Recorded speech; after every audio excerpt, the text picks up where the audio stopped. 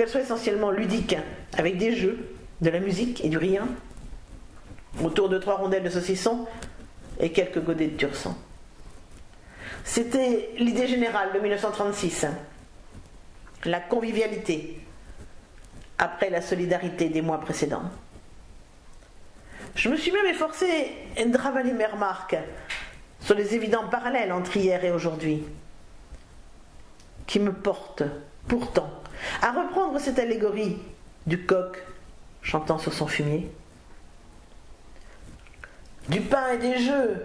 Ah, la recette commence à dater, mais elle fonctionne bien. On gave les prolétaires avec un ballon rond qui leur a filé, je me crois, entre les pattes. C'est ballot ? Qu'importe. Il y a le Tour de France. Jusqu'à la semaine prochaine, la petite reine va tenir en haleine quelques sportifs en salon. Vive le sport ! Aurait crié Léo Lagrange. Oui. Ouais. T'as bien raison, camarade. Et l'essentiel ? Nous sommes dans un pays de protection sociale, ne laissant personne dans la détresse absolue. C'est faux. Mais ne rigolez pas. Hein. Il en reste que ça arrange, n'y croire. Il y en a même qui jalousent ceux qui bénéficient d'une aide, ne laissant en théorie personne au banc de la société, comme si ce n'était pas le devoir de celle-ci,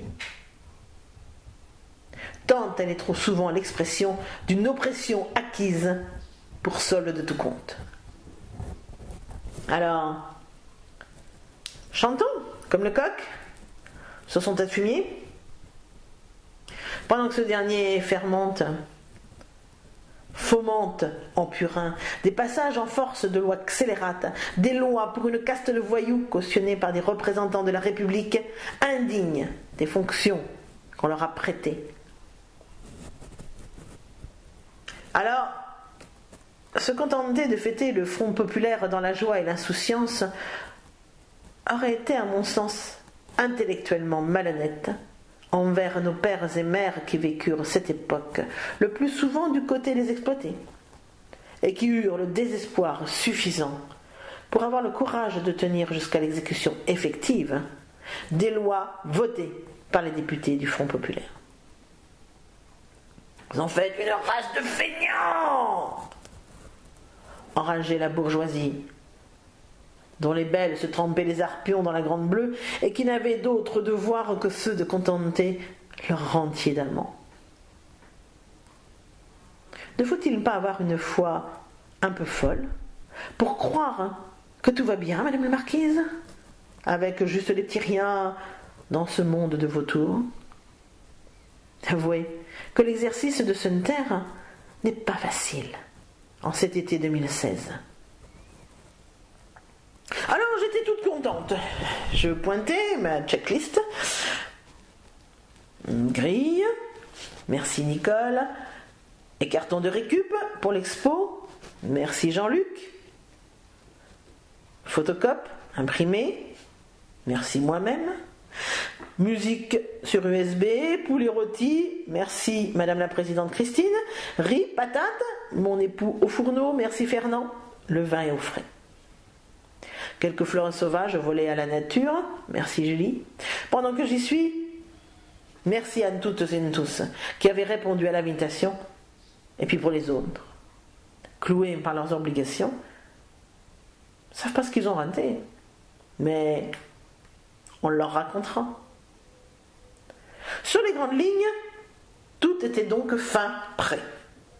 Que je me suis dit,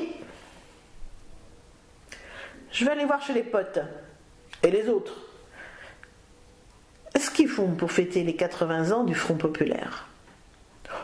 Oh, pas de quoi fouetter un fumiste de vacancier. Tiens, même plus l'envie de chourer les 2 superbes affiches éditées par le PS pour l'occasion. C'est vous dire. Dépité, je fais mon tour de piste, mon tour d'hémicycle, sur le site de l'Assemblée nationale. Ah bah le culot que je me dis, faut avoir du cran quand même. Ou peut-être simplement aucun sens moral, pour se gargariser entre deux petits fours de ces commandes de chefs-d'œuvre. 36 vues d'artistes d'aujourd'hui sur le front populaire, d'étoiles qui, après leur tour de France, seront vendues à la fête de l'UMA, à la rentrée scolaire pour les non-initiés, pour envoyer une poignée d'enfants en vacances. Youpi!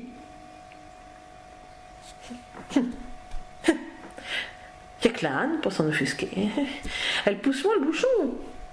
Que vous dites? Elle ne pense pas à ces braves petits. Elle qui a traîné sa jeunesse à la Courneuve. Elle nous fait quoi là? Un coup de calgon? C'est pas que ça me gêne que le gratin se donne la peine en souliers vernis d'aller courtiser le Parti communiste pour une bonne action. Non. Mais quel culot d'oser placarder dans les couloirs du Palais Bourbon une expo sur 1936.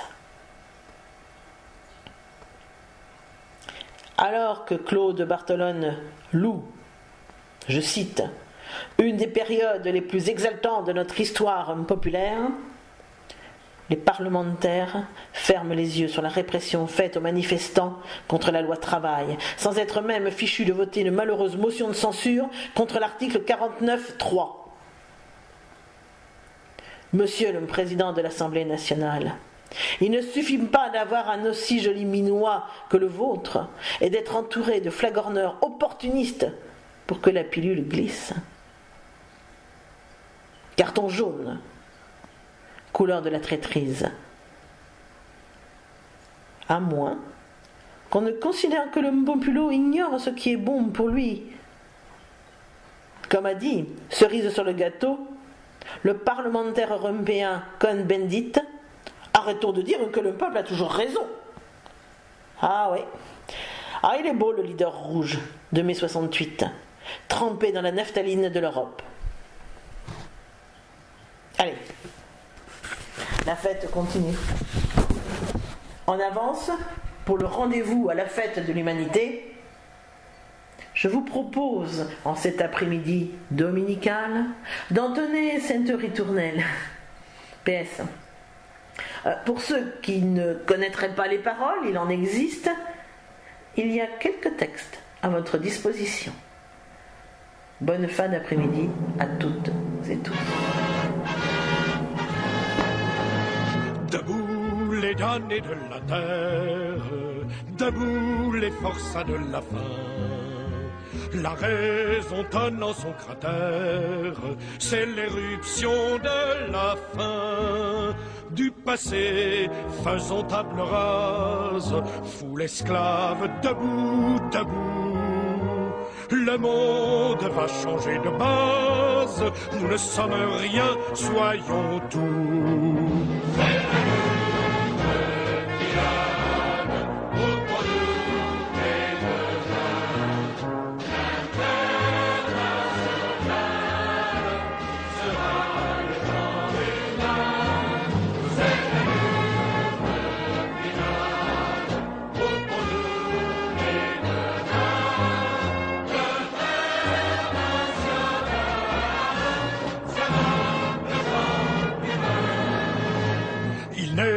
Pas de sauveur suprême, ni Dieu, ni César, ni tribun.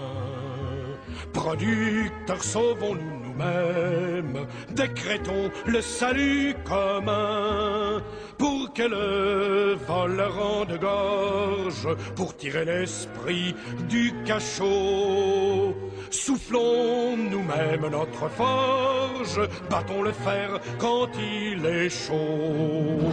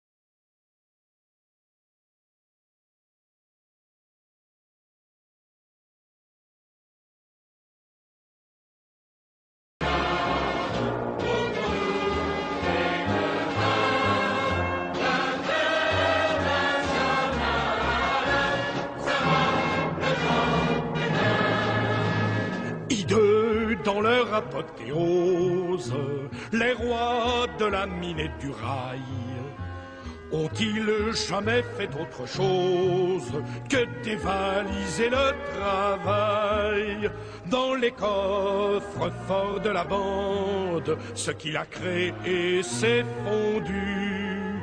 En décrétant qu'on le lui rende, le peuple ne veut que son dû.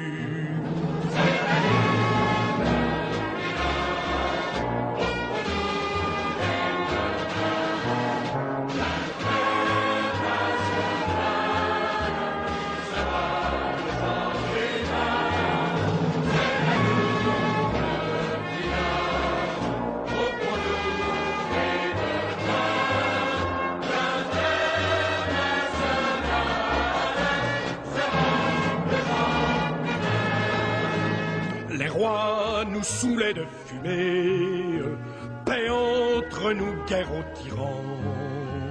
Appliquons la grève aux armées, crosse en l'air et rompons les rangs.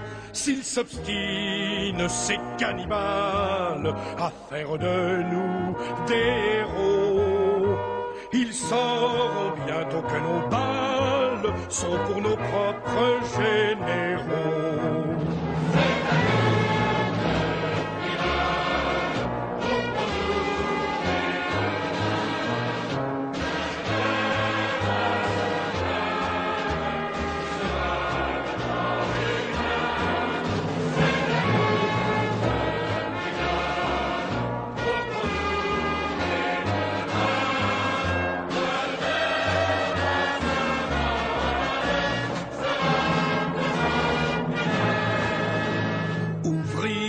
Paysans, nous sommes le grand parti des travailleurs.